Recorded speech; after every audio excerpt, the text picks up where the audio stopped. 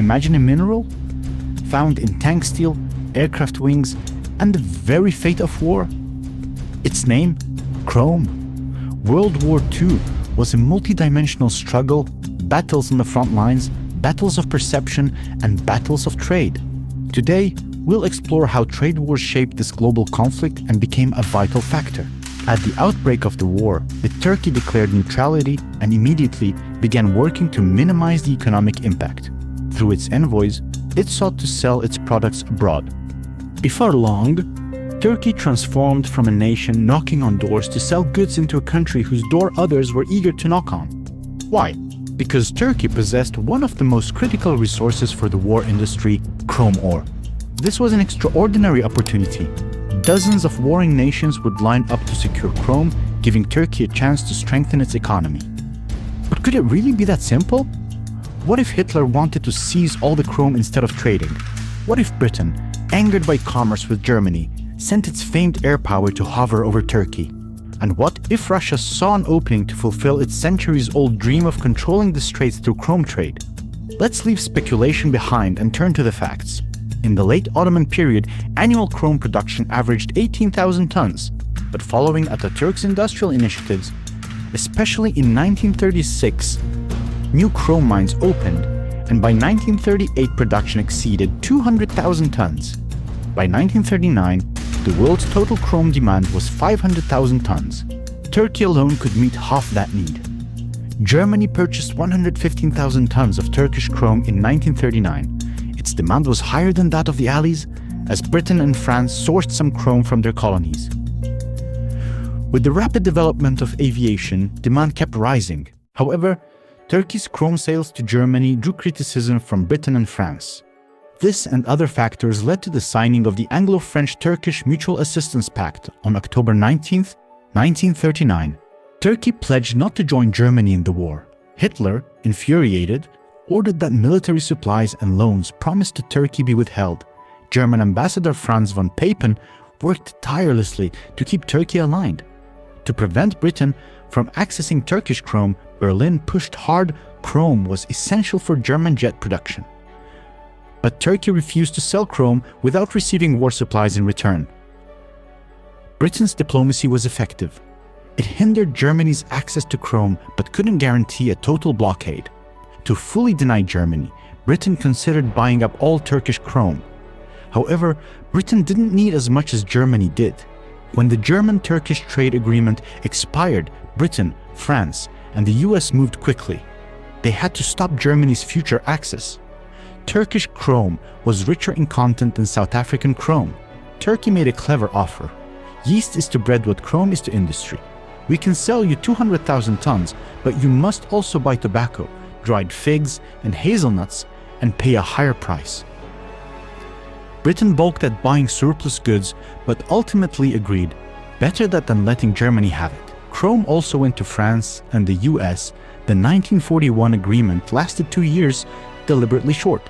Britain believed the war would end in that time frame and Germany would suffer without chrome. But Germany did not give up. If we can't have it, no one will, seemed to be the attitude.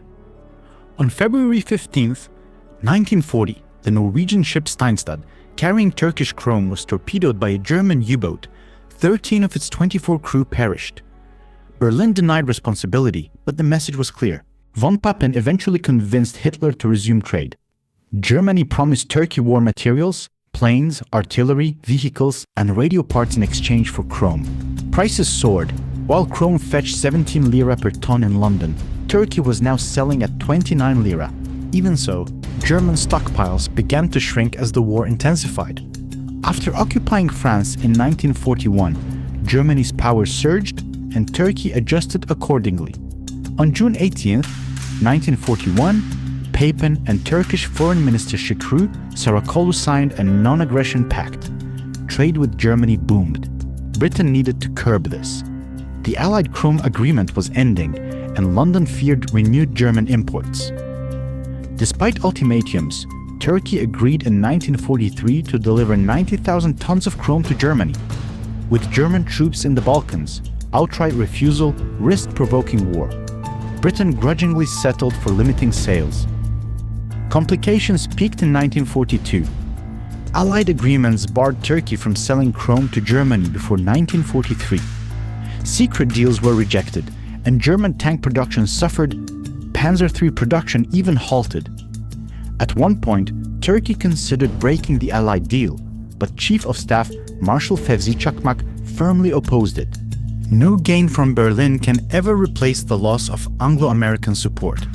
The decision was final: no chrome for Germany until the pact expired.